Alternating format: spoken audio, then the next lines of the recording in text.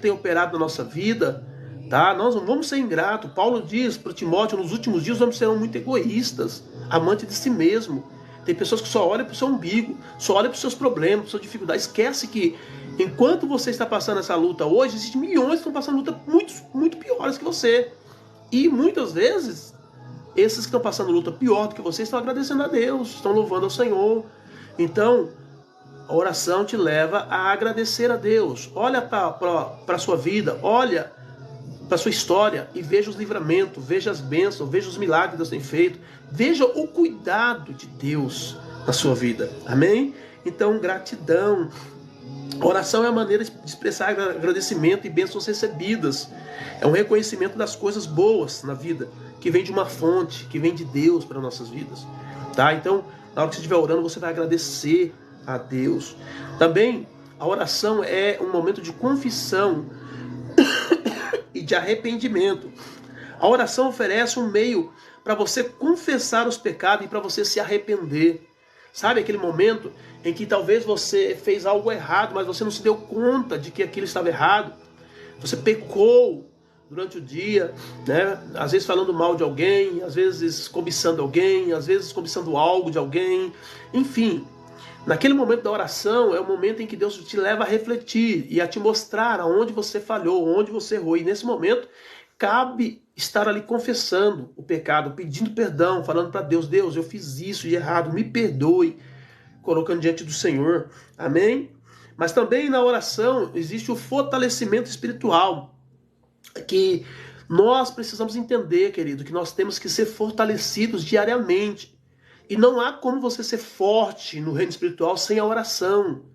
Tá? Não tem como você ser forte sem a palavra, não tem como você ser forte sem o jejum, né? Mas como o foco aqui é oração, então eu estou falando da oração, mas junto com a oração você vai ter que fazer jejuns periódicos, você vai ter que fazer leituras bíblicas periódicas, você vai ter que estudar a palavra de Deus. Por quê? Porque para você ser forte, você tem que revestir da armadura de Deus. E a armadura de Deus compreende essas coisas. Compreende a palavra, compreende o jejum, que é mortificar a sua carne, e compreende você orar. Tá? Se você não orar, você fica fraco. E se você ficar fraco, querido, o diabo, ele vem para cima.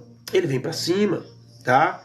Então, a oração, a prática da oração fortalece espiritualmente, ajuda os crentes a permanecerem focados em princípios espirituais e a resistir a tentações. Jesus mesmo, ele diz assim: orai e vigiai, porque o espírito está pronto, mas a carne é fraca. A nossa carne é fraca. A nossa carne tem uma tendência para o mal e para o pecado. Não tem este nem aquele. Não existe ninguém que pode bater no peito e dizer assim: eu não preciso nem orar, que comigo é santidade pura. Não tem. A única maneira de você ser santo é orando, jejuando e lendo a palavra de Deus. Se você não fizer isso e eu não fizer isso, não tenha dúvida, o pecado se aproxima de nós e nos derruba. Amém, Jesus? Então, oração para fortalecer espiritualmente. E um outro tipo de oração também, que é a intercessão, a oração pelos outros. A Bíblia diz que quando Jó estava naquela situação complicada, ele então teve 3 amigos que se levantou e começou a falar coisas que não era verdade. E o Jó já estava numa situação complicada, já estava numa guerra, tanto com Deus ali, com a carne, o sofrimento, o corpo, havia perdido tudo. Quer dizer, estava tudo destruído na vida de Jó.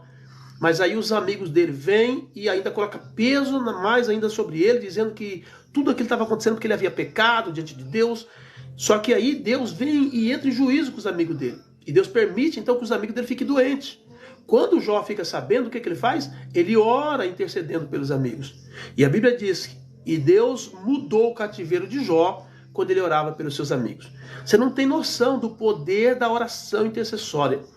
Porque quando você ora para alguém, Deus vai vir resolver o seu problema, porque Deus está vendo no seu coração amor, Deus está vendo no seu coração comprometimento com o reino, Deus está vendo no seu coração o desejo de ver outras pessoas bem, ainda que essas pessoas quiseram ver você mal.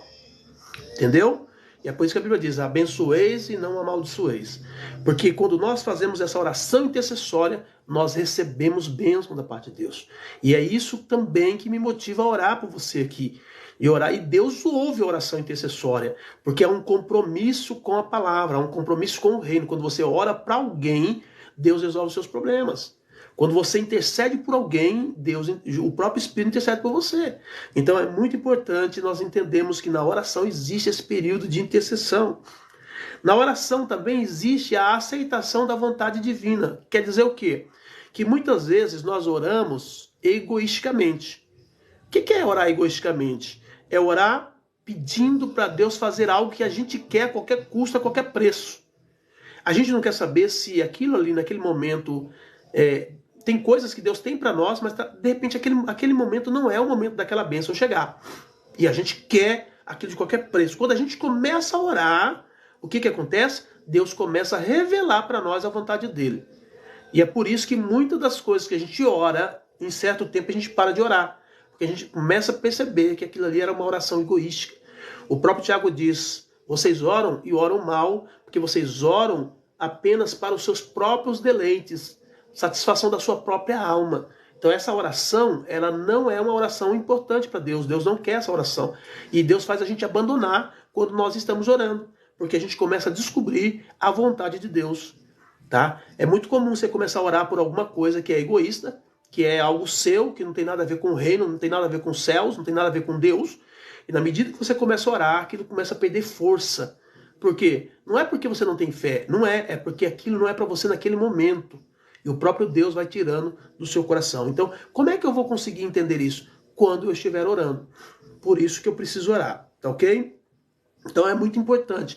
Na oração, é de suma importância nós entendermos a oração do Pai Nosso que diz, seja feita a tua vontade e não a minha. Na oração do Pai Nosso deixa claro isso. E por isso que quando você ora, você começa a abrir mão das suas vontades para receber a vontade de Deus na sua oração. E aí as coisas de fato começam a acontecer. Existe um momento que Deus vai permitir enfermidade, existe um momento que Deus vai permitir crise na sua vida, existe um momento que Deus vai permitir frustrações na sua vida. Por que Deus vai? Porque é um processo de crescimento espiritual que Deus está te levando e não tem como você chegar lá sem passar por esse processo. E por mais que você ore egoisticamente, você vai começando a entender que você vai ter que passar por aquilo. Amém? Então é orando, é só orando que Deus vai nos mostrando, olha, não adianta você orar por isso aí. Paulo fala, olha, eu tinha um espinho na carne, Paulo disse, e 3 vezes eu orei, e Deus disse, para, chega, a minha graça te basta, porque o meu poder se aperfeiçoa na fraqueza. Fala para Paulo, olha isso, o grande homem, o grande missionário, ele chegou e disse, quer saber, eu vou ter que sustentar esse espinho aí, vou ter que ficar quieto, porque Deus já falou para mim que ele não vai tirar. Entendeu? Então tem coisa na nossa vida que não vai sair, tem problema que não vai ser resolvido. Por quê? Porque é um freio, é um controle que Deus tem para te manter na presença, para te manter cheio do Espírito, para te manter buscando a glória dele. Amém, Jesus? Como é que você vai saber disso? Orando. Só orando você vai saber o que Deus vai fazer. Mas agora, quando você ora, mesmo com os problemas que Deus não permite que saia, você vai ter paz interior.